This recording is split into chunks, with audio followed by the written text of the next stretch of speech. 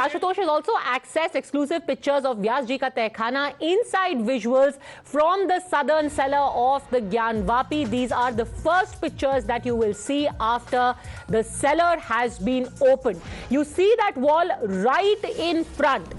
That is what is believed to have etchings of Hindu deities on them. Ashutosh, ये बताइए कि अब जब ये तहखाने की तस्वीरें सामने आ रही हैं, क्या है यहां पर, क्या क्या दिख रहा है? वो जो दीवार की बात की जा रही है जिसके ऊपर लक्ष्मी, गणेश या शिव जी की मूर्तियां बनी हुई हैं, इन तस्वीरों के बारे में बताइए।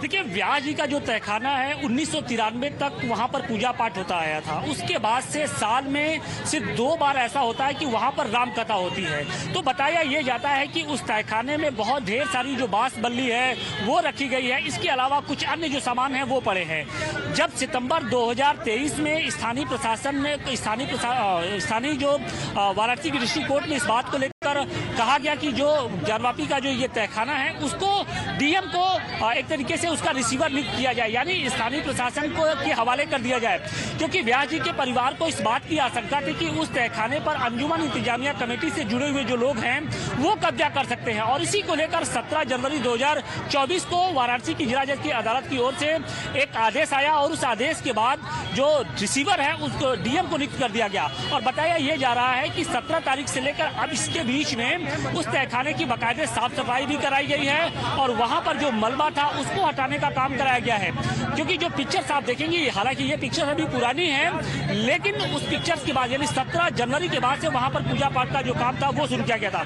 अब वो तहखाना किधर है हम वो भी दिखाने की कोशिश कर रहे हैं कि देखिए ये ठीक सामने आप देखेंगी कि ये गेट नंबर 4 है और गेट नंबर 4 के पास ही ये आप देखिए कि ज्ञानवापी का मस्जिद है और इसके जो सेंट्रल डोम है वो दिखाई पड़ रहे हैं। उसके नीचे आप देखिए ये जो लोहे की लंबी लंबी जो बैरिकेटिंग्स है। और 1993 में जब मुलायम सिंह यादव की जब सरकार थी तो पूरे मस्जिद को कुछ इसी तरीके की लोहे की बैरिकेटिंग से एक तरीके से जो सराउंडिंग है उसको घेर दिया गया था।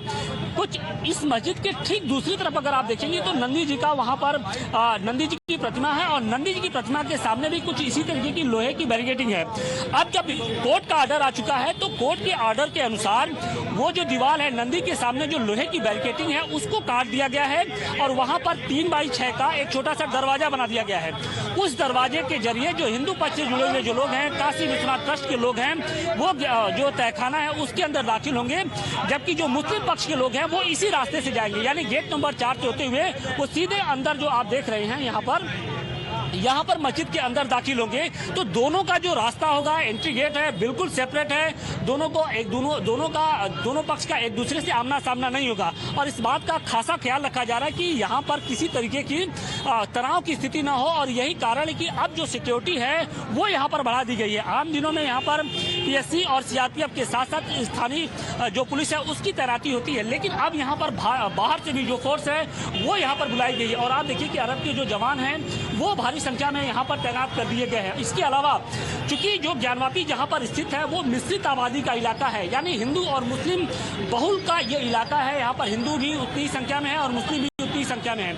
ऐसे में किसी तरीके की कोई तनावपूर्ण स्थिति ना हो, इसके मद्देनजर पूरे जो इलाके में है वो चौकसी बरती जा रही है। और साथ ही पद्मजा जी एक और बात बता दें कि जिस तरीके से तहखाने में पूजा पाठ शुरू हुई है उसके बाद से जो मुस्लिम समाज है वो एक तरीके से गुस्से में नजर आ रहा है। दाल मंडी की जो दुकानें हैं, यानी जहां पर मुस्लिम बहुल जो दुकानदार हैं उन्होंने अपनी आज दुकानें बंद रखी हैं प्रतीकात्मक विरोध स्वरूप में, और जो करोड़ों का एक तरीके से कारोबार होता है उसको भी ठप कर दिया है। प्रशासन के सामने जो दूसरी सबसे बड़ी चुनौती है कि कल शुक्रवार है, शुक्रवार यानी जुमे का दिन है और ऐसे में ये संभव है, इस बात की आशंका है कि शायद यहाँ का माहौल बिगड़ सकता है। क्योंकि पिछली बार हमने देखा था कि जब कोर्ट कमिश्नर की कार्रवाई हो रही थी तो उस दौरान मुस्लिम समाज की ओर से अपनी ताकत की नुमाइश की गई थी। हजारों की संख्या में जो मुस्लिम समाज के लोग थे वो कुछ इसी तरीके से, यानी यहाँ से लेकर गेट नंबर 4 से लेकर और चौक पुलिस कोतवाली तक पूरी की पूरी एक लंबी लाइन लग गई थी और कहीं ना कहीं जो ताकत की नुमाइश की एक तरीके से कोशिश की गई थी। तो ऐसी स्थिति ना आए इसके लिए जो पुलिस कमिश्नर है खुद उन्होंने एक तरीके से कमान संभाल ली है। वो लगातार सभी थानों में जाकर जो पीस कमेटी होती है यानी हिंदू और मुस्लिम पक्ष के लोगों से लगातार बात कर रहे हैं। 100%, because this has been done as per the court's order and nothing should be done in an extrajudicial way.